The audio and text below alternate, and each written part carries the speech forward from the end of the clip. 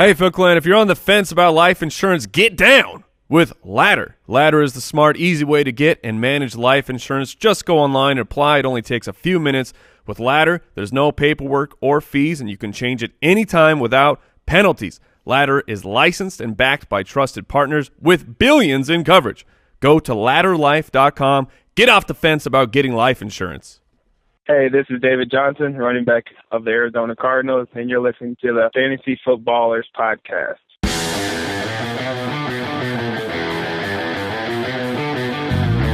Welcome to the Fantasy Footballers Podcast, coming to you from Draft.com Studios with your hosts, Andy Holloway, Jason Moore, and Mike Wright. Oh, yeah! You stepped in, Mike. You did. That's what it would sound like if I started the show every time. This is a little flimmy. Oh, it's called rasp. Oh, raspy. Beef Wellington. Beef brisket. I love Michael Keaton. Welcome to the show. Wednesday, August 29th, the Fantasy Footballers Podcast. Back again.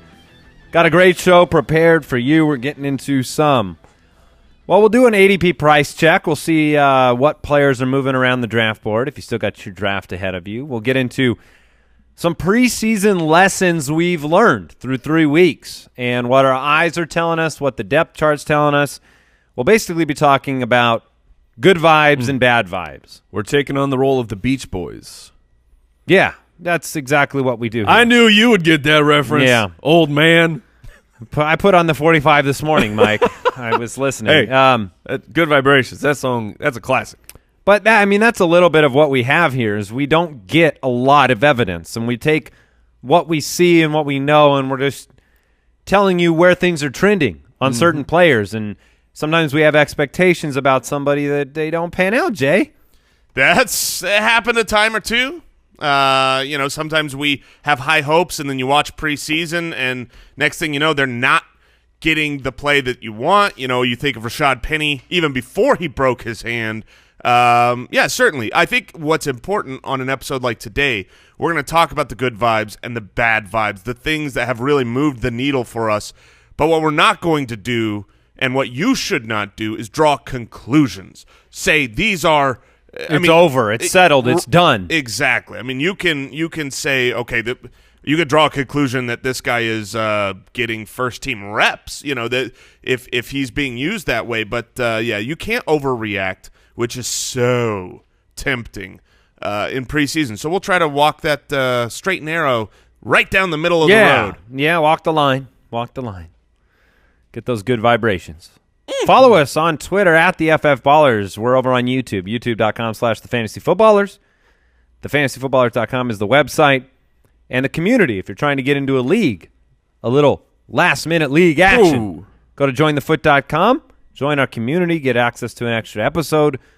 Lots of good stuff over there. Foot Clan Leagues is part of that, footclanleagues.com. Yeah, there's over 5,000 Foot Clan members. Yeah, you can find local leagues. You can find online leagues, whatever your heart desires. Whatever your heart desires. All right, quick question. We're going to do a 1-month price check on some players. Marquise Goodwin. A month ago, do you know where Marquise Goodwin was going? About a month ago? A month ago, he was a 9th-round pick. Yeah, I was going to guess that 8th. Sounds about right. Middle of the 9th round. Where do you think he is now? Too high. I believe that Marquise Goodwin and Pierre Garçon have done a complete crossfade. They've gone Freaky Friday. Switched bodies? They have switched bodies. They have switched draft prices. So Garçon was about a 6th-round pick.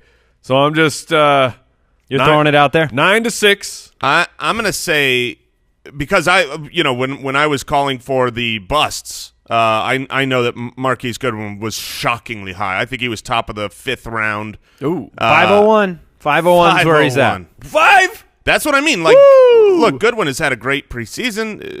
He might be worth that price. Oh, I'm all guys. Board. I am all aboard. You are. Yes, with Marquise Goodwin. He passes the eye test to me in the way that he's used.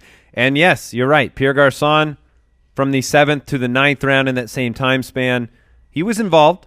Pierre Garçon was involved this last game, but he is certainly taking a backseat to first read. To be fair, the big play of Pierre Garçon was, even admittedly by him, a target to Marquise Goodwin. I don't know what happened. Stole it. Where Garçon just happened to be – someone ran a route wrong, or there was a poorly designed play because Garçon was crossing the same time. He just was a little bit in front of Goodwin, so he snatched the ball. Kidding me? That's a great design play. It's like you just throw it in this area, you got two guys to get it.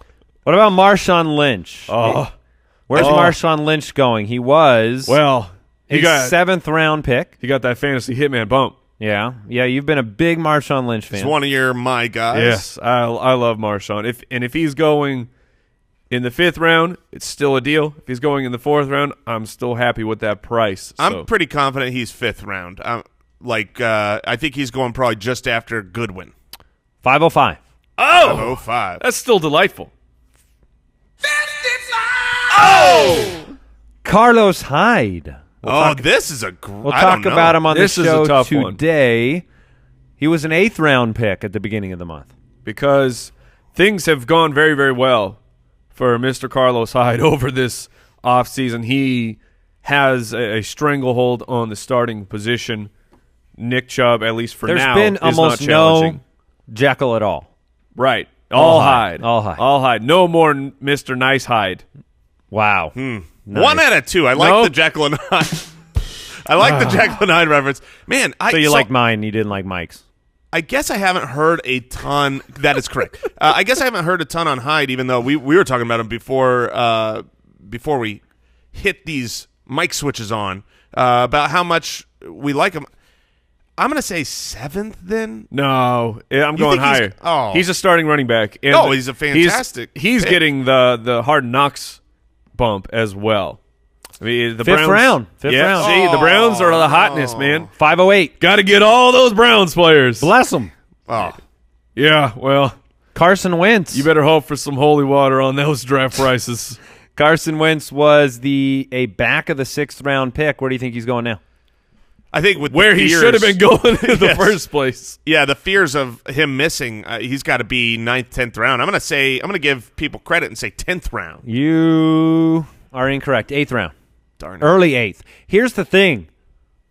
Carson Wentz went entirely undrafted in our League of Record draft. Yeah. Now, he was picked up the next day on the waiver wire, but he did not get drafted.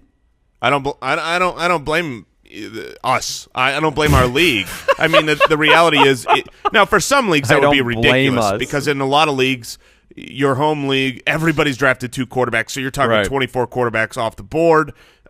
We don't recommend that, and obviously our league listens to our show, so it's usually 12 to 14 quarterbacks are rostered.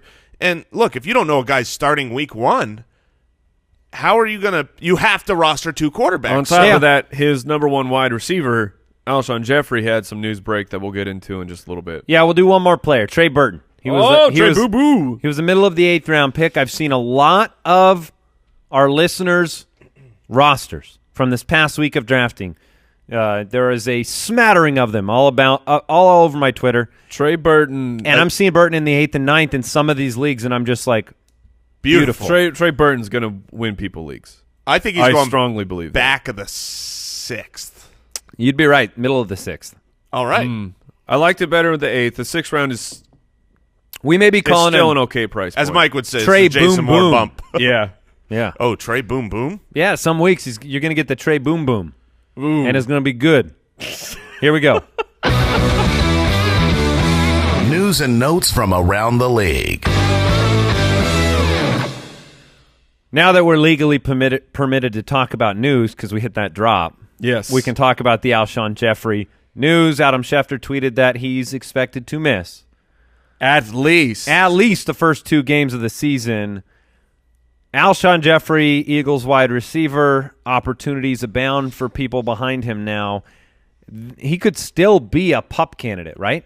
I think that's what this news is that he's going Or to that he's avoid the pup, but he's going to miss a few games. So it's one of those where you would assume, since they're saying at least 2, you're saying it's probably going to be missed 2 to 5 games, because they want him back before. Obviously, if he was going to miss 6 games, they would Right. just You would put just- him on the pup. And if you are just jumping back into the football season, welcome to the show, and you're going, what happened to Alshon Jeffery?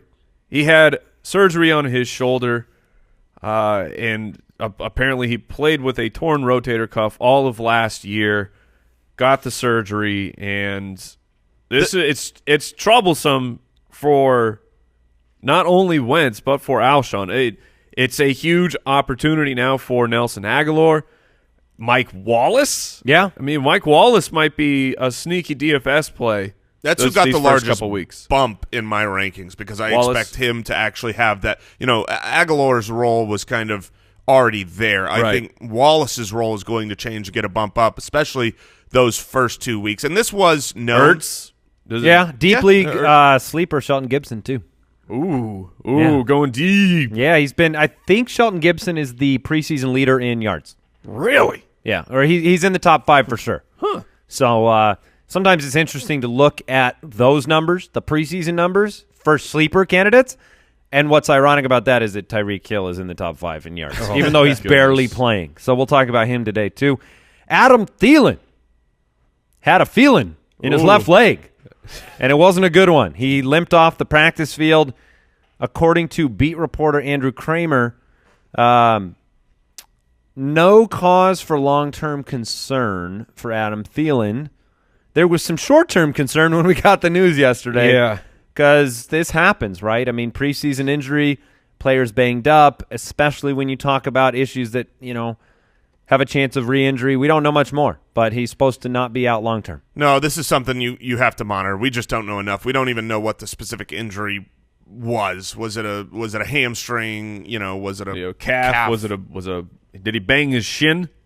That's the worst. I doubt that. It's the worst. Maybe those shin splints, those are real, people. I haven't banged my shin really hard since I was a child. I think that's when I don't have the opportunity anymore. Really? I just don't do things that I can bang my shin. You've never got a coffee table right in the midsection? In the midsection? Of your shin. I was with you, Mike. Thank you. It's the worst. Not lately. You're not walking strong enough. What does that even mean? All right, Doug Baldwin. Shame on you. Doug Baldwin put the fear into people yesterday. And he did. If you listen to Doug Baldwin's press conference, he hadn't talked to the press in a while. He hasn't played in the preseason. He has very limited reps with the new offense. And he came out and said, look, well, first he said he hasn't been 100% since he was born. Yes, I'm glad that you are aware of that part of it. But then he basically said, look, he's like 80, 85%. The injury that he's dealing with is going to persist in and through the season. And look, Doug Baldwin's not likely to be 100% at all this year. Whether that means he's going to be a contributing fantasy member to your team or not, and to what degree, look, it's not good. It's not good to me. No, and now, so let's take a look at the value currently of Doug Baldwin, because I was with Jason. I like that he was dropping. I was going to buy in for Doug Baldwin in the middle of the third, but now we're looking at him on Fantasy Football Calculator at the 306, but he is currently sandwiched between T.Y. Hilton and Adam Thielen. And so, Jason, as the man who was all about it, or bowdy about it, that Doug Baldwin injury life, T.Y. Hilton, Adam Thielen would both be selected over Doug Baldwin of this moment. I mean, you can't ignore the news. I have been constantly, we get just nonstop tweets. How'd I do? And I see Baldwin in the fourth very frequently. In the fourth round, I think in home leagues he could drop further. I think at that point, if you're taking him, if you're going to ask me, okay, Josh Gordon and his upside or Doug Baldwin, I'm still taking Doug Baldwin without a doubt. But if you've got other great options, like what I see in T.Y. Hilton, he's a perennial top 10 wide receiver with Andrew Luck, then yeah, I'm going to take the other great options over Baldwin for fear of the knee. All right, well, we'll talk a little bit more about that. Let's go ahead and get into we got some hype train? Oh, you wanted to mention the trade? No, I wanted to mention the big piece of news that broke. If you happen to watch Hard Knocks, I'm never going to stop this.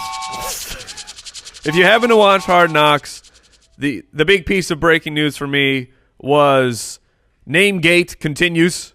Oh, yeah. How do we deal with the this, quarterback? Because look, I want to get someone's name right. Yes. That's important to me. I want to respect you Is it Tyrod? Is it Tyrod? Yeah, we had been saying Corey Clement. Yeah. It's Clement. And right. So we're I want to fixing it. I take great respect in getting your name right. And then, so everyone had made the switch to Tyrod. Yeah. Even on Hard Knocks, the announcer called him Tyrod.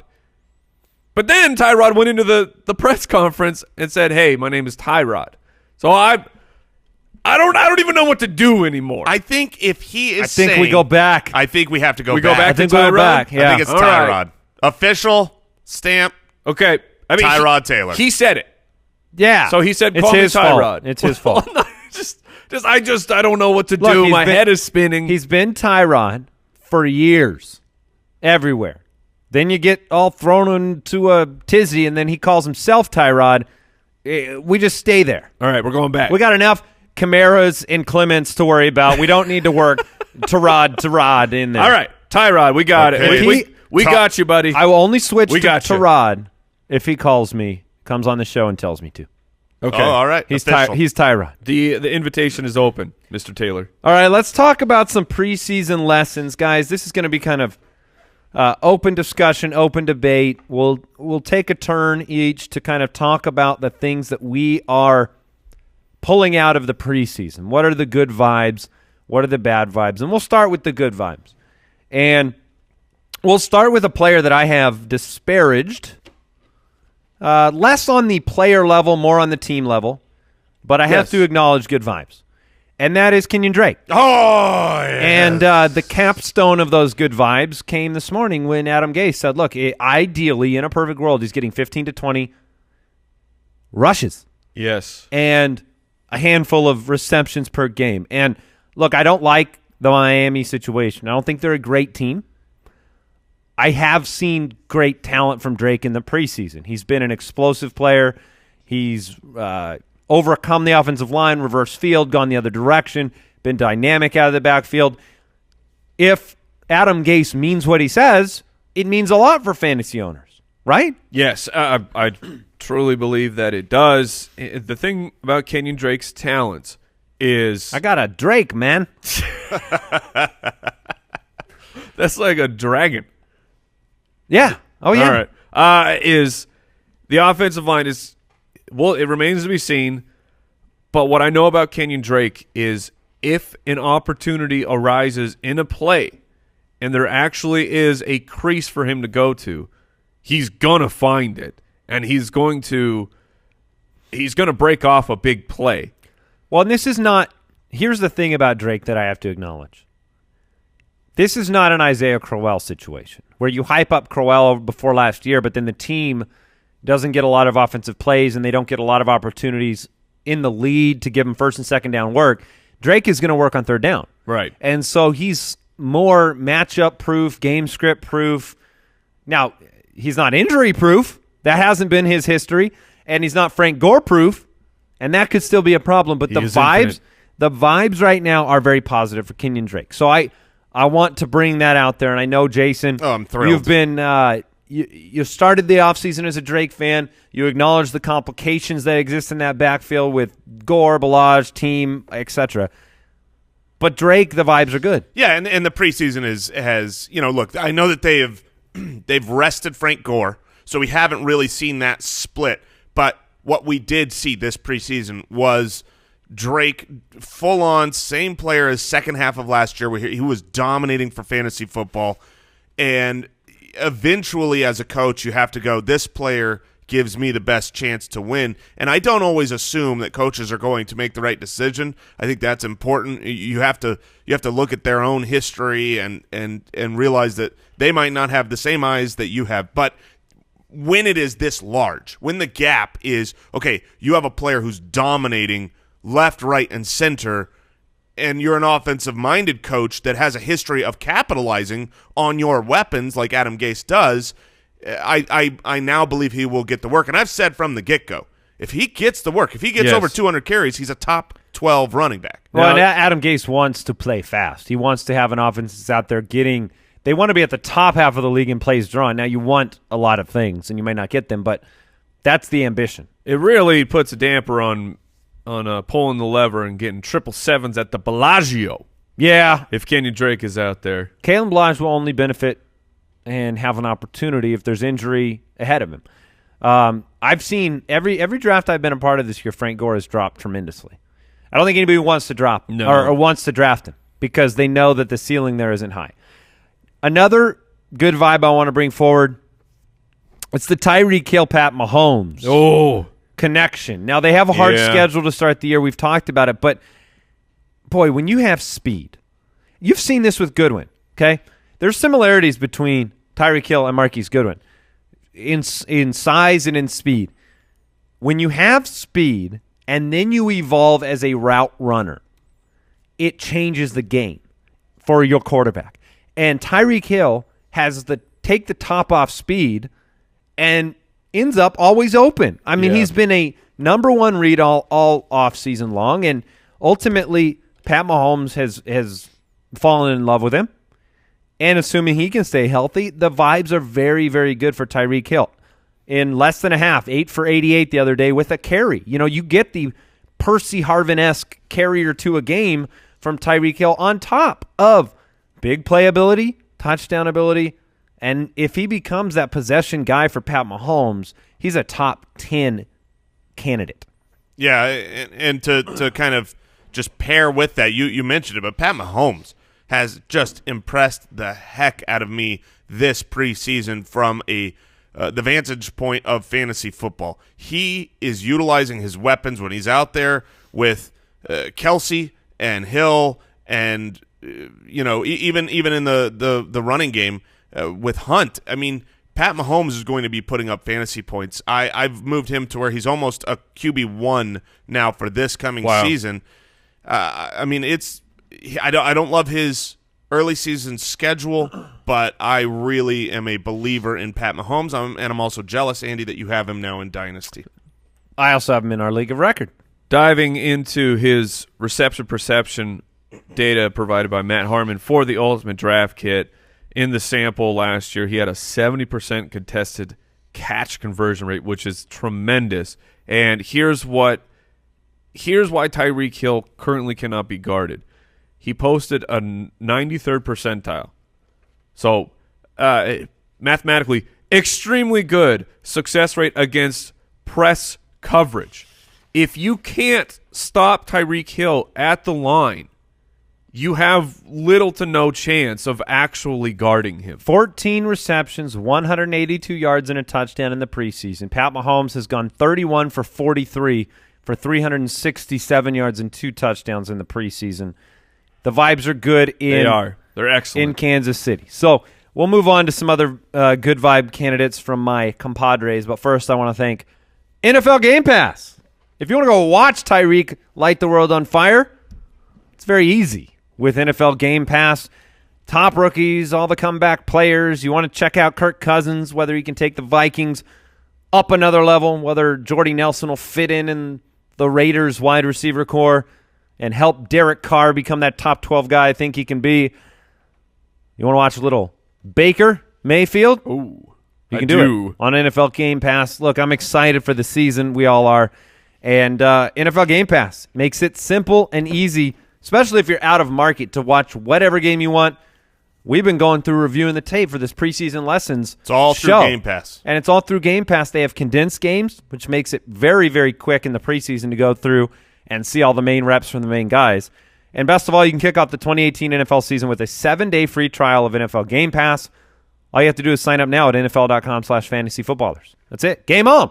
Game on. Hey, and if you are like most people, we want to tell you about RevTown, because if you're like most people, you wear pants every day. You're wearing jeans. Most people wear pants. But jeans are, they're a lot of times they're go-to. stiff, they're uncomfortable, they're constricting in all the wrong places. But your jeans, they should look good, but also fit right and feel comfortable. Now they can, thanks to RevTown. RevTown is a home to premium jeans at an actually great price. The founders of RevTown, we actually spoke on the phone with them. They spent years for a lot of athletic companies that you've heard of, and making athletic clothes. And now they're taking the best parts of that performance apparel, comfort and flexibility and durability, to denim, and they have their own Italian milled denim infused with the perfect amount of 4-way stretch.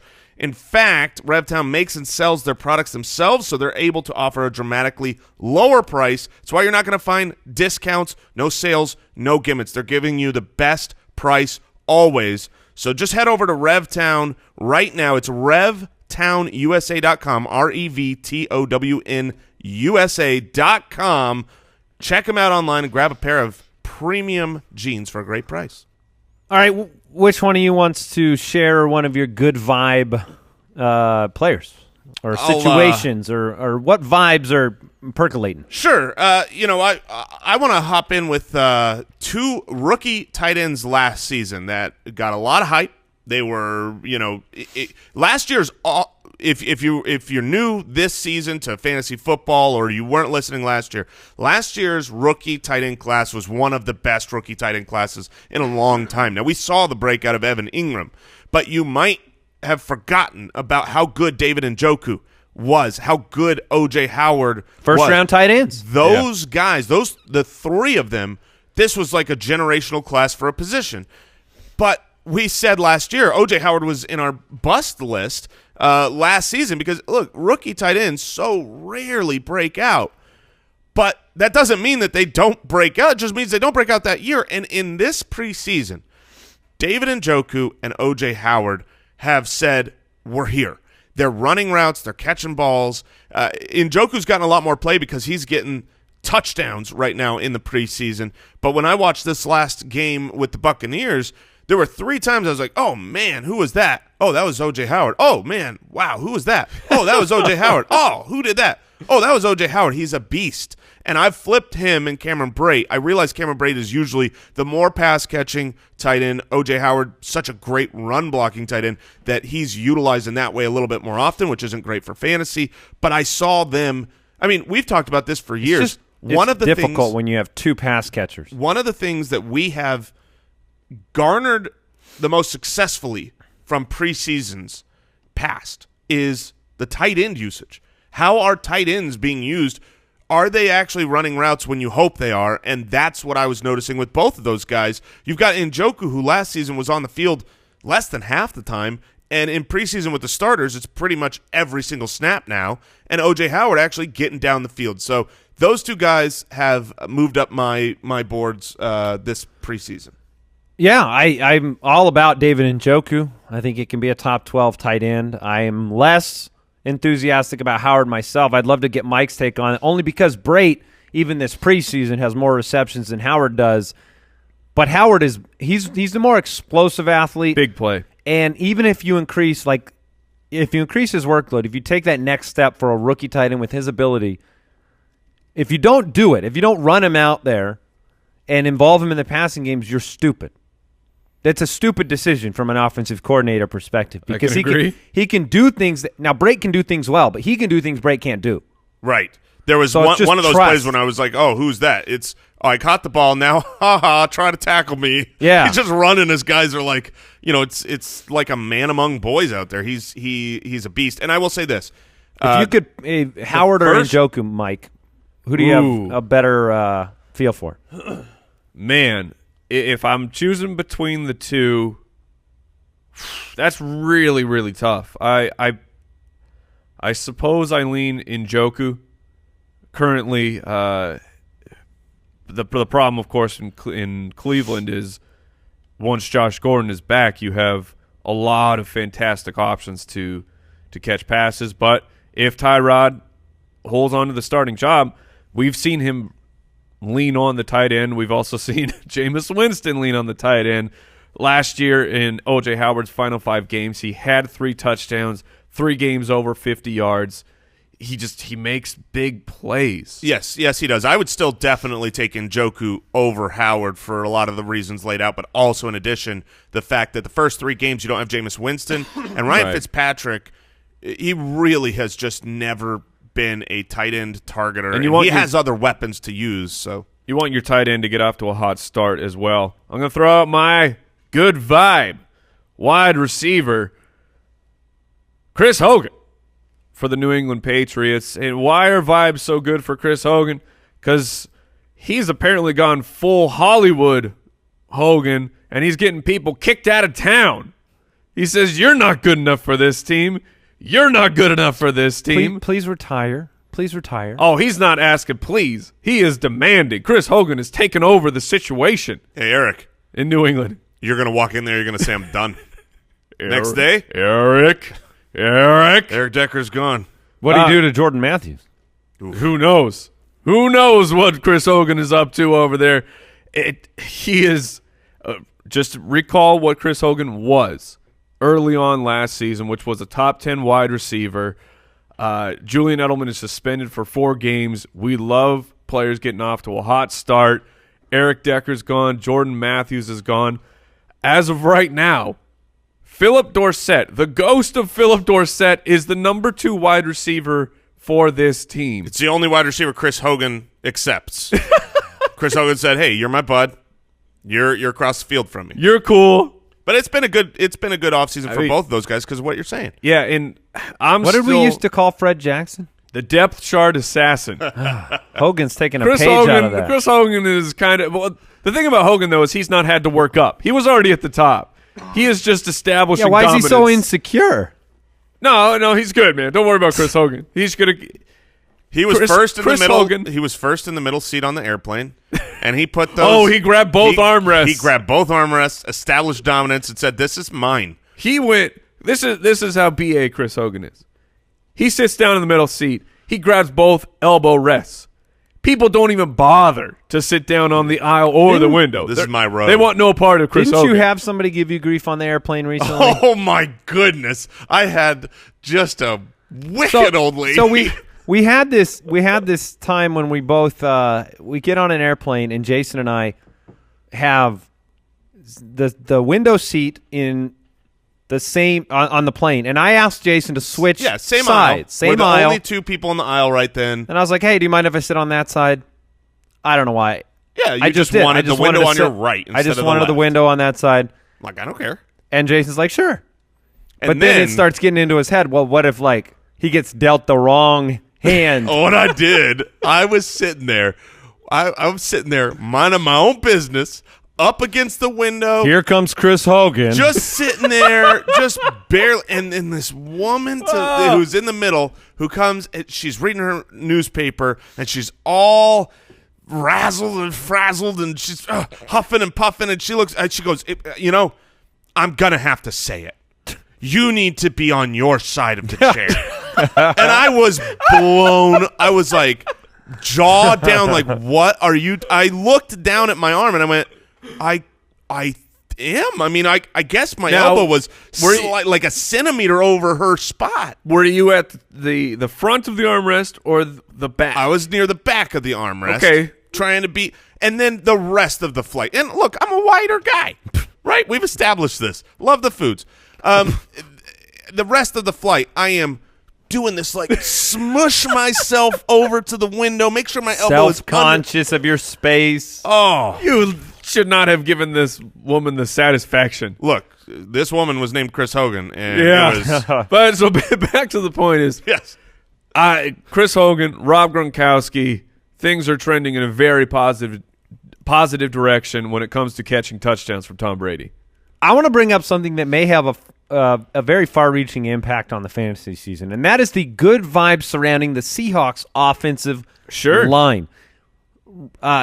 One thing that you know about offensive lines, now you can have preseason projections about how they're going to perform, and Pro Football Focus can come out and say they don't think that they're a very good O-line because that's based on independent evaluation and grading individual players across that offensive line. But the one thing that Seattle's shown in the preseason is a continuity that now exists because they played together last year. You can have a bad individual grade, but if you play together as an offensive line, that can be sometimes more effective than just bringing in different parts and having them play together for the first time. And whatever we're seeing right now, look, we've been conditioning our love of Russell Westbrook. We've been conditioning our love. Triple double. Did I You say in Westbrook? basketball. Yeah, I was moving on to the next point a little too quick. We've conditioned our love of Russell Wilson. We've conditioned our excitement for both Chris Carson or Rashad Penny and that offense all on a offensive line We got breaking news. that could struggle. Breaking news. Hit the button. Relevant. Yes. Breaking news. Now, Brooks, where did this come from? Let me check. Sleeper. Sleeper gave Sleeper this. app. Wham. All right. Mike Garofalo. Well, Tweeted out. I don't know why Andy's so disappointed because the Seahawks have signed Tyler Lockett to a 3-year extension. A $32 million extension. Is this real? Wow. Good for you, Tyler Lockett. What? This is Ben Cummins' MVP this season. Huge breakout possibility with everything going wrong with Doug Baldwin. Everything going right with Seattle's offensive line. Giving them time Andy, why are you so disappointed by this? 4 minutes ago, I dropped Tyler Lockett to pick up a kicker. Oh, get bodied. Yes. 4 minutes ago, I had to make a decision on my league of record bench for a week 1 kicker. Excuse and me. Tyler Lockett. Who did you keep instead of Tyler Lockett? Who did you keep? Well, clearly Adam Vinatieri. No, you have to get a kicker. That's fine. But who did you keep over Tyler Lockett? Dante Moncrief. Okay. That's fine. I will say this. Jordan Wilkins. You got to hold on to Wilkins. For Calvin now. Benjamin, Corey Clement. Yeah. And Pat Mahomes. I mean, I get it. Oh, Mahomes? If Pat Mahomes is No. your second quarterback, Nope. is he your second quarterback? Yes. Yeah, then Pat Mahomes should have been punted. Should have drop kicked him like Baxter off the bridge. You want to know why? You want to know why I didn't? Man punted Baxter. I didn't do that because I have Tyreek Hill, and I wanted to see. You want that stack? I want Yeah, week all 1 right. or 2 to see what I got, and I was the last person to draft a quarterback, so Well, let this be, I mean, information just because for he the- gets paid money doesn't mean he's going to be Certainly. but everything and a bag of chips, as the kids say. But Certainly. it means that the team, after all of the struggles of Tyler Lockett with his health, not really producing on the football field, the Seahawks think that He's their future. They're blaming the struggles on just injury. And and let this be a lesson. When you adopt the strategy, which we love the strategy, if you don't have to have a defense and a kicker, grab some of these other guys. But usually you want to hold on to those guys right up until the end because, something happens even in practice leading up to that last week. $20 million guaranteed, max value of $37.8 good for million. you, Lockett. Mm-hmm. Congratulations. All righty. That's a good vibe from the preseason. It is. Speaking of the opposite of good vibes, it's time to talk about bad vibes, fellas. It is. I got a drop for that. Let's start with Cameron Meredith. It seems like the depth chart in New Orleans is That's the Saints wide receiver. yes, for those it's at home keeping entirely score. unsettled outside of Michael Thomas, also known as Michael Thomas. Michael Thomas. Well, I think Here- Ted Ginn has his role is established. Traquan Smith, say what? Yeah, I mean, right now you're seeing. Yeah, maybe you can say Ted Ginn is established, but they spent a 3rd-round pick on Traquan Smith, who's been one of the highlights of the preseason. He has. You have Austin Carr, who's been involved. You have Cameron Meredith coming over from, he had a very productive season in Chicago before the injury, but I just think the vibes right now, Cameron Meredith has caught 0 passes on 48 preseason snaps, and he's going to get a lot of preseason week 4 work, according to head coach Sean Payton. Cameron Meredith does not look like any sort of guaranteed value late in the draft. I completely agree. It's unfortunate, but Cam Meredith was up against it. He had a devastating knee injury that he had to recover from. Then he was changing teams. The opportunity was tremendous. If you establish yourself as the number 2 wide receiver for Drew Brees, Sean Payton, and the New Orleans Saints, then that's huge news for your fantasy value. But it's just it's not going to happen. Yeah, I agree. I mean, he's one of those players because of the injury that you have to have watched preseason, and he's got to prove it to you, and he hasn't. So, you then have to assume that he's not going to break out come week 1 at least. Maybe it's going to take him a little bit more time to get fully recovered, get integrated into the new offense. And look, we've talked about when wide receivers change teams, the difficult nature for that first year. Sammy Watkins hasn't looked that great coming over, year one. That could be another bad vibe right now. And Cam Meredith, we only talk about the injury, but we need to realize he's switching teams, new offense, all that in addition to coming back off of that injury, a la Alshon Jeffery. Or, no, that was not who I want to say. Allen Robinson, the injury and the team switch. All right, Mike. What do you think? Where's some bad vibes? All right, What's giving you the shakes? What wakes you up and gets you scared? And he's my guy. I still stand by him being my guy for the long haul of the season. But at least right now, you got to admit there's some bad vibes for Royce Freeman, with Vance Joseph coming out and saying that Devontae Booker is the starter.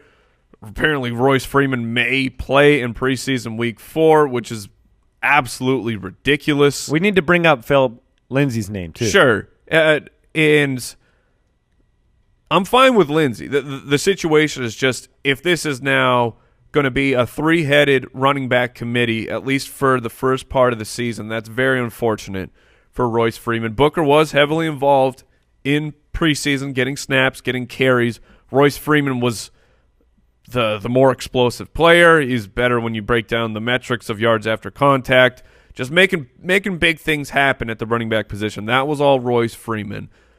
I still 100% believe Royce Freeman will be the man, but when you're taking a running back in the 3rd or the 4th round, you're expecting him to produce right away, so you got to have the bad vibes, unfortunately, that it's going to take some time for Freeman to establish himself as the starter. It shouldn't, but yeah. I mean, right, you're right. It shouldn't, right. But here's where we are. That's the way the NFL works. Yep. Jason. Yes, I'm going to highlight 2 defenses, 2 team defenses that have looked so bad in preseason that it's really boggled my mind. Maybe some very good week 1 matchups. Exactly. Streamer-type decisions could be made based off of this? 100%. I mean, I will be looking to target. So, like, the Bengals are another sort of bad vibe to me because their offensive line, man, I've been focused on their offensive line. I wanted them to get better, and they just haven't shown me enough improvement for everything that I wanted, but they get Indy week 1, and so their offensive line is going to be great because the Colts defense, not only up front, but also their secondary, I mean, it's just a train wreck. I think that the Indy defense, they do not have enough pieces right now. Vontae Davis was the one torched by John Ross. Yes, he was. They don't have enough pieces right now to show. And Kansas City, the Chiefs, have done their best job to make Indy's defense look terrific because the Chiefs were torched by the Bears' second-string players. We got there. Look, the Chiefs. The Bears didn't even play starters. No, and they were. The Chiefs made Chase Daniel look fantastic. The man was 15 for 18, almost 200 yards and 2 touchdowns, 150 passer rating. This is not trending. And it wasn't just that game; it's the whole preseason. They lost a lot of pieces on their defense. We brought this up though as a reason to like Pat Mahomes. Yes, and because if you're in that situation where you are constantly, like, of all the players and all the coaches to air it out, to keep it up, I mean, they have the tools to keep up. Mm-hmm. They have the players to keep up. Mahomes could be he could lead the league in passing. That's the thing that's the thing you have to differentiate. A lot of times people say, "Oh, you don't want garbage time production because how did you get there? You got there by sucking." Completely agree. You don't want garbage time. But when you have a good offense with a bad defense, it's not garbage time. It's trying to win a game. You're in the game. You've been in the game. It's what the argument that I make of Drew Brees from years past, where their offense was terrific, but their defense sucked, and that made a lot of fantasy owners happy. You wanted Saints players week in, week out, year in, year out, and I think we very well might see that this year with the Chiefs. Here's some bad vibes. The Eagles' offense in general, and I wrote down for the first half of the season because who you start in week 1, Mike? Yeah. Who you playing? Zach Ertz and no one else. There's no one else you can have confidence in, whether it's Ajayi or Clement. I mean, they're missing so much of the That's my point. The first team offense. That's my point. The bad vibes is there aren't people to play. There hasn't been production. And then when week one comes around, It's all right. They have Foles. You don't know if Carson Wentz will be in there. Now you know Jeffery won't be in there. You don't know what's wrong with Njoku. You don't know how healthy and capable Darren Sproles is or how healthy and capable Corey Clement is. You don't know how Mike Wallace is going to acclimate. You don't know how Nelson Aguilar is going to be. So to me, there's just so many – I think that there's just some unsettled problems that are going to persist for the first part of the year. I think if you can figure that out and you head into week 4, 5, 6, 7, and 8, they're going to figure it out. Doug Peterson will take care of business. But this is a team that spreads the ball around. I don't like the vibes in Philadelphia. And again, in addition to all the injuries, they also did lose their offensive coordinator and their quarterback coach. This is a new team of coaches for the offensive side of the ball. I mean, I told Andy this yesterday. On our bold predictions show, I'm 3 years running picking a team that's going to seriously disappoint in fantasy. Philly is who I wanted to pick, except their ADPs were so low. Carson Wentz is wouldn't have been as impactful for our listeners. Exactly, but that's who I am really not liking the offensive outlook for this season. So I have a question here for Jason Moore, resident Marcus Mariota truther. How's your vibes on the Tennessee Titans, my man? Well, so here's the thing. Water is healthy for you, and I've gotten a big glass of salt water. And so, yeah, it hasn't hydrated me the way that I was hoping. You thought you were getting some electrolytes. You've heard that salt. Right. It's going to store that water. Look, I will say this. I think there have been legitimately both good vibes and bad vibes with the Titans. There have been things that you've seen in the running game that look great. In the offense, in this preseason that looked good. Taywan Taylor has looked good. Marcus Mariota week 1 looked good. But the last couple weeks, the problem specifically has been with Mariota and his accuracy that is scary, reminiscent of some of what last year? Yeah, exactly. It's so. I mean, it looks like this is one where I don't want to overreact. He looks like himself. I don't want to come to a conclusion based on preseason, but it's something that you hold on to and you get a little worried and you pay close attention to in these first 2 weeks. Things are a little rocky for those back-to-back picks from that draft class, Winston and Mariota. Yes, they are. The path forward. Like, would you rather? Let me ask you this: would you rather have Darnold or Mariota right now as a franchise? Wow. Darnold. The unknown of Darnold. Darnold to me was a much better prospect than Mariota coming out of college. You've got 40 years. That's a difference. really hard question. And then on top of that, I mean, you're coming to the point where you have to make the decision on, are you going to pay Mariota? Yeah. Oh, man. I think I'd rather have Darnold. That's a crazy hard question. Crazy hard question. Yeah, that you haven't answered. Yeah, that's my answer. Okay. It's a very difficult question. I quit. Jordan Reed? Jordan Reed has been a bad vibe because, look, the issue has always been, is he on the field or not? And, yeah, you go, well, he hasn't shown anything. But that's the problem. Yeah. I need to see him playing football. His floppy toes aren't getting on the field. They're just blowing in the wind. So, yeah, I mean, look, I would never right now. Jordan Reed is undraftable. I'm not going to stash him, and I'm not going to play him week 1. So maybe you out there draft him. Have some courage, Jason. Maybe it would be you, Mike, because you love Jordan Reed. Maybe you draft him late. You get a value. Week 1, he's on the field, and he's great. I'm not taking that risk. There's just no reason. I don't see enough reason to do it. So Jordan Reed or David Njoku? Njoku. Jordan Reed or Ricky Seals-Jones? Ricky Seals. Yeah. I get it. I get it. You can't live on the name. Yeah, Jordan Reed is a name now. He's going in the 8th round. He's a name. Hasn't had over 600 yards in multiple 3 years now, something like that. Let's help out the Foot Clan. Let's get into the mailbag. Mailbag, yeah! All right. And 1 year, Andy, just so you're aware. Last year he did not surpass 600 yards, but the year before he did. 600 and he was in the 600s, right? In 2016 he had 686 yards. Hasn't surpassed that in more than 2 years. Fair. I will. You got me. Dang it. If you have a question for the show, go to thefantasyfootballers.com. Click the Submit a Question button. Dial our voicemail hotline, 302-464-TFFB. Let's start with the voicemail question. Hey, Ballers, Papa Bear in Pennsylvania, Ooh. new Foot Clan member. Oh. I just had my draft last weekend, and I took your advice. I did not draft a kicker or a defense, but now I've got 3 players I've got to figure out who to drop before week 1 between the following. Cortland Sutton, that is, Jordan Wilkins, and Anthony Miller. Question is, who would you keep and who would you cut between those 3? Thanks. Miller's gone.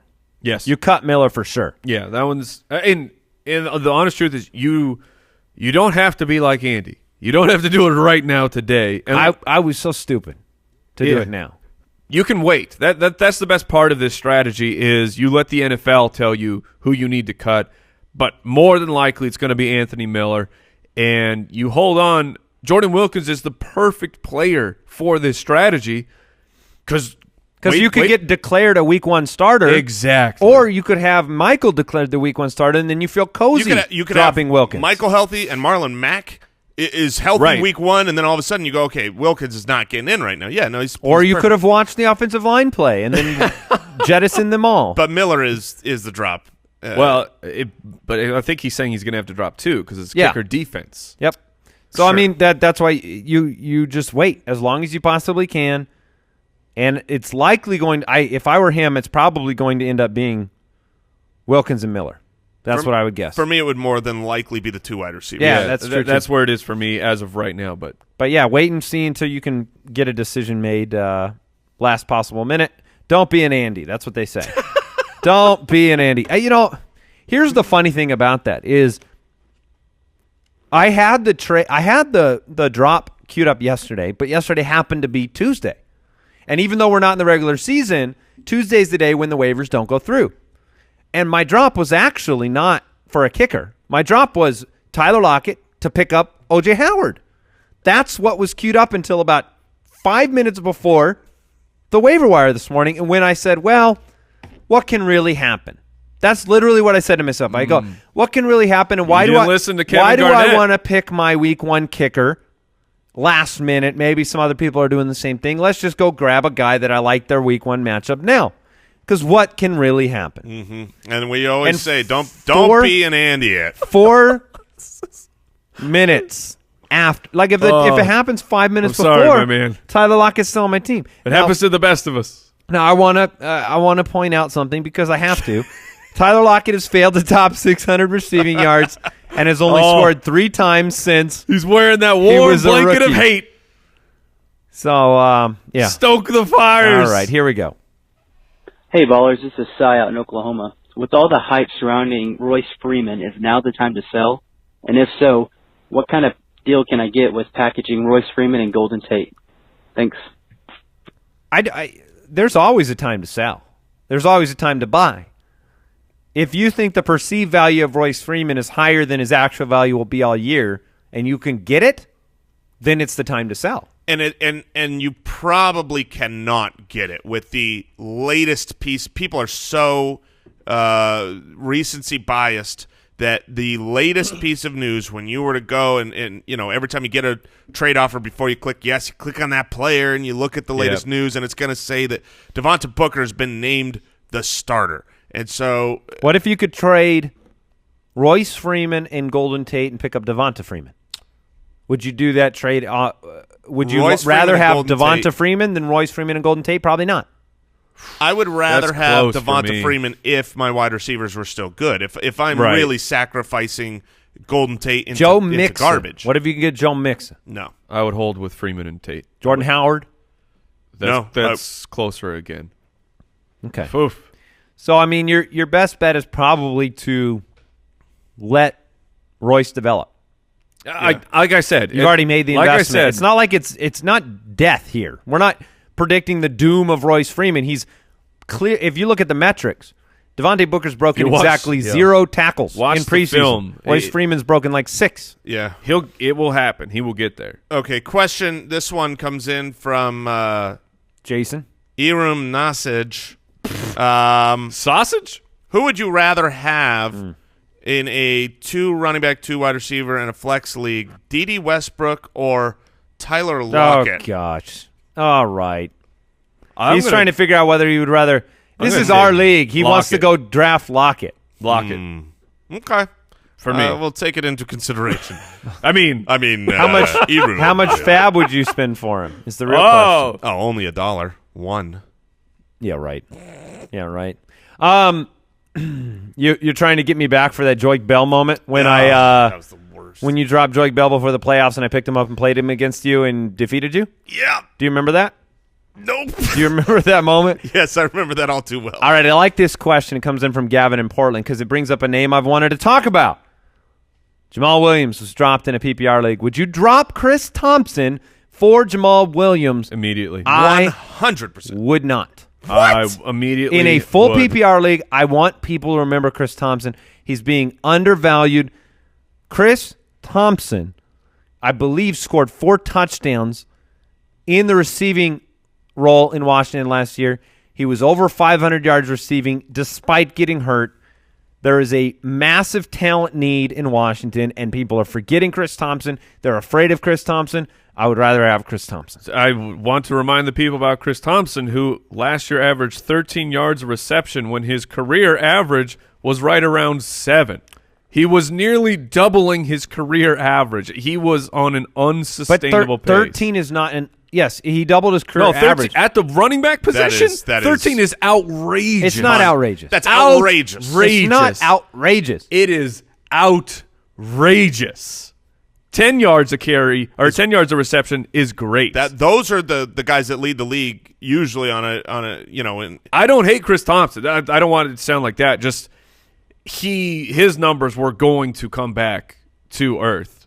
But and Jamal Williams was also hurt, and his utilization. Like, I think in a full PPR league, the guaranteed production you get from Thompson's better than Williams.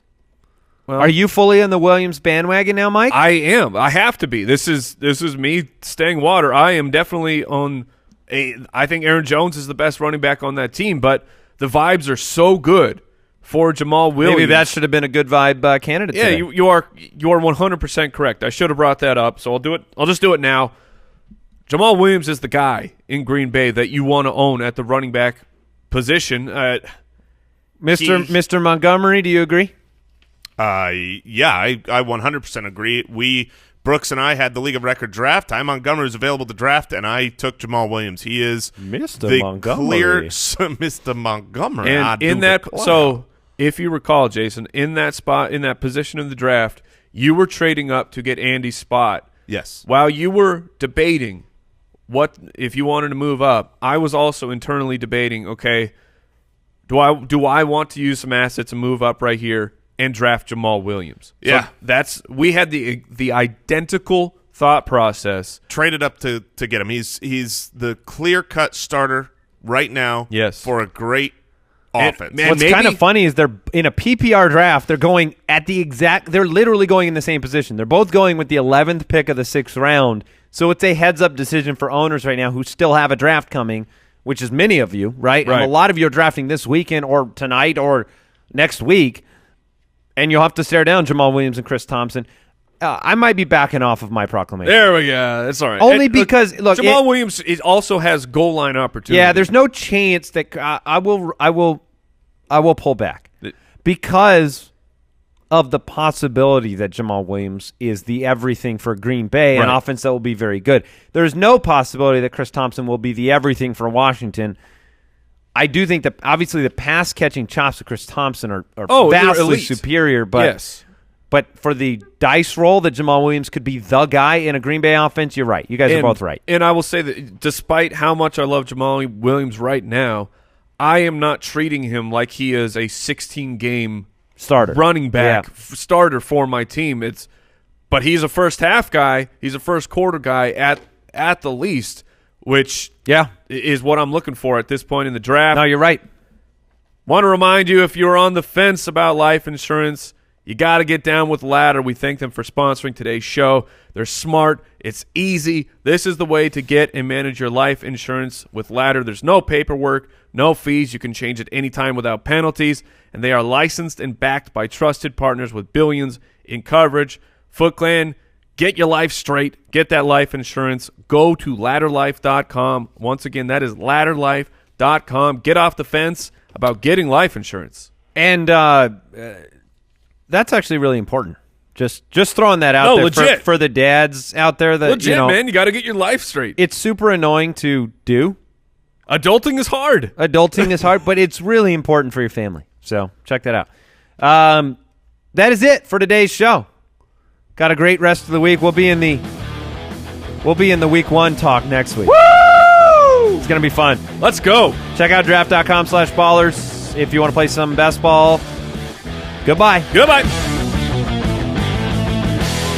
Thank you for listening to another episode of the Fantasy Footballers Podcast. Join our fantasy football community on jointhefoot.com and follow us on Twitter @TheFFBallers.